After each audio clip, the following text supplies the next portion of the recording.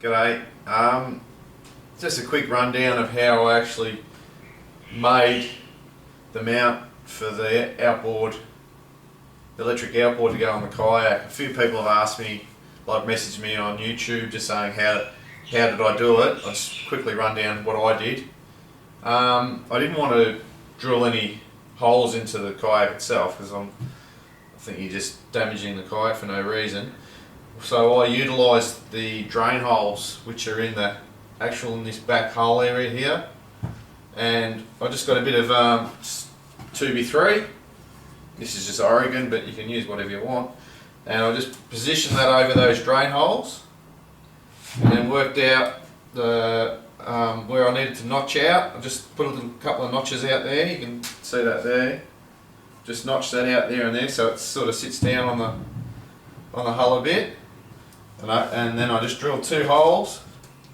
Well, what I actually did, I've got some all thread here. It's 3/8 all thread, and I've just welded. You could use a lock nut, but I've just welded some nuts on the bottom.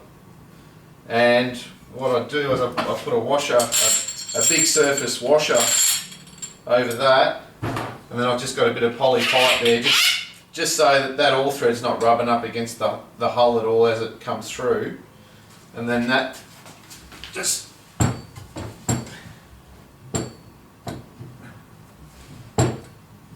poke that through, and then up through the hole in the timber,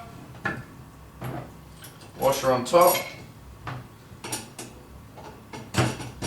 I just got wing nuts, just so I've just had it all basic, so you can do it on the side of the river. You don't need any tools.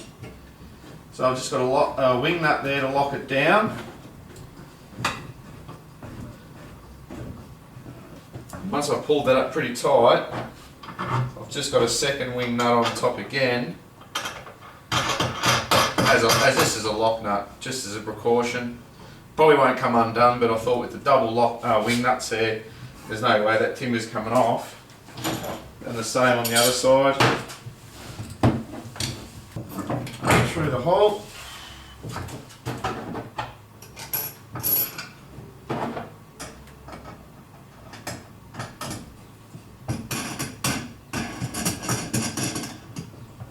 Pull that firmly, don't have to overdo it.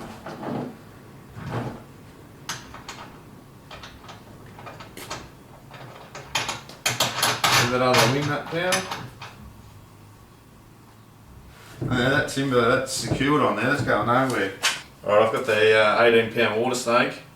So when I cut this timber, I just made it just sticking out far enough for the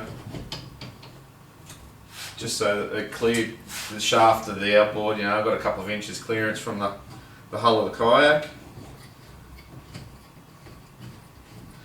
Obviously, you just lock that down as you would. Now this bit of timber here, that's for the speed control, the adjustment that the modification I made.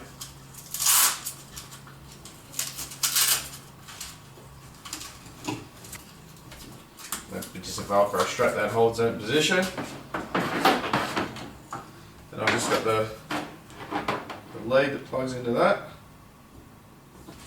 That's a 20 amp hour battery.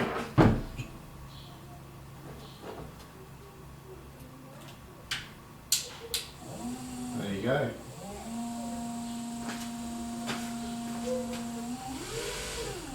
You get your variable speed.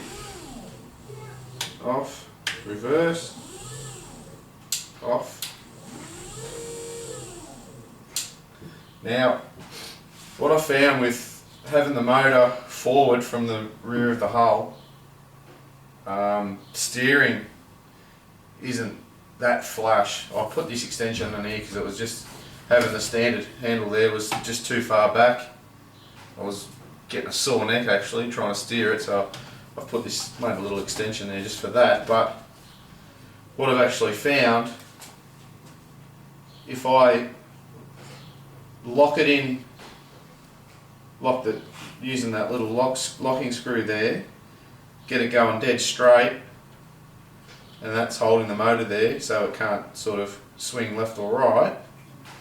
And just with the paddles, as I'm trawling along, just dip the paddle in the water, and it steers the kayak. You know, if you want to turn right, just dip the right paddle in the water and it'll pull you right. And I found that's the best way to steer it.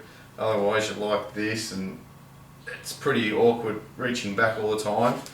A friend of mine, he actually mounted his motor right beside him here on his kayak, and he's pretty much got no steering at all, because having that motor mounted there, it just won't turn the kayak. Like the kayak wants to go straight, and it doesn't work really good at all. So he's same thing, he's using his paddle to steer it, but it seems to work pretty good. Finally, I just got an old milk crate here, and I've actually slotted that out there and on the other side as well.